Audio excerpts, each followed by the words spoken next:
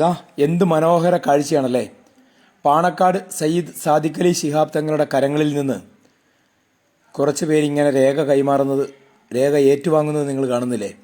സന്തോഷത്തിൻ്റെ ആ സുദിനമായിരുന്നു ഇന്ന്. 2024 ജൂലൈ 30 ഉരുൾദുരന്തമുണ്ടായി സർവ്വതും നഷ്ടപ്പെട്ട മുണ്ടക്കയിലെയും ചൂരൽമലയിലെയും പുഞ്ചിരിമട്ടത്തെയും ആളുകൾക്ക് മുസ്ലിം ലീഗ് എന്ന രാഷ്ട്രീയ പാർട്ടി വീടൊരുക്കുകയാണ്. ഒരു രാഷ്ട്രീയ പാർട്ടിയെ സംബന്ധിച്ചിടത്തോളം അഭിമാനകരമായ ഒരു നിമിഷം, ഒരു മതസമൂഹത്തെ സംബന്ധിച്ചിടത്തോളം ഏറ്റവും അഭിമാനകരമായ നിമിഷം. ആ നിമിഷത്തിന് സാക്ഷ്യം വഹിക്കാൻ കേരളത്തിൻ്റെ പല ഭാഗങ്ങളിൽ നിന്ന് ആയിരങ്ങളാണ് ഒഴുകിയെത്തിയത്. തൃക്കൈപ്പറ്റ നെല്ലിമാളത്തെ ഭവന സമുച്ചയത്തിലെ 8 സെന്റ് ഭൂമിയുടെ രേഖയാണ് ഓരോരുത്തർക്കും തങ്ങൾ കൈമാറുന്നത്. മുസ്ലിം ലീഗ് ദേശീയ ജനറൽ സെക്രട്ടറി പി കെ കുഞ്ഞാലിക്കുട്ടിയും അത് നമുക്ക് പി കെ ബഷീർ MLA അടക്കമുള്ളവരെയും കാണാം. മുസ്ലിം ലീഗിൻ്റെ MP മാർ MLA മാർ എല്ലാവരും എത്തിയിരുന്നു. പ്രിയങ്ക ഗാന്ധി MP യും എത്തിയിരുന്നു. 8 സെന്റ് ഭൂമി മാത്രമല്ല, ആ 8 സെന്റ് ഭൂമിയിൽ മനോഹരമായ വീട്, അത്യാധുനിക രീതിയിൽ നിർമ്മിച്ച ഒരു ഭവനം, അതിൻ്റെ താക്കോൽ കൂടി അവർക്ക് കൈമാറിക്കഴിഞ്ഞിരിക്കുകയാണ്.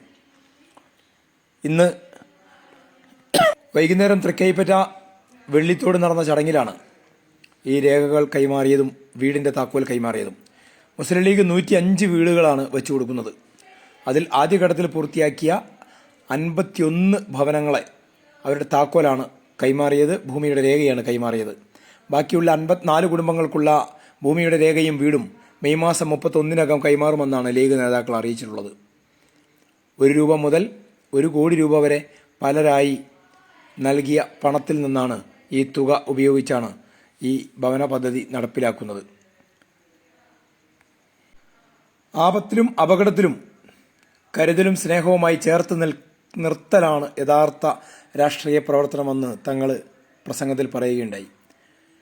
ഒരയൽവാസികൾ നല്ല അയൽവക്ക ബന്ധത്തോടു കൂടി എങ്ങനെ മാതൃകാപരമായി ജീവിക്കുന്നുവെന്ന് കേരളത്തിന് ഇവിടെ നിന്ന് കാണിച്ചു കൊടുക്കണമെന്ന് അദ്ദേഹം ഈ ഗുണഭോക്താക്കളോട് പറയുകയുണ്ടായി.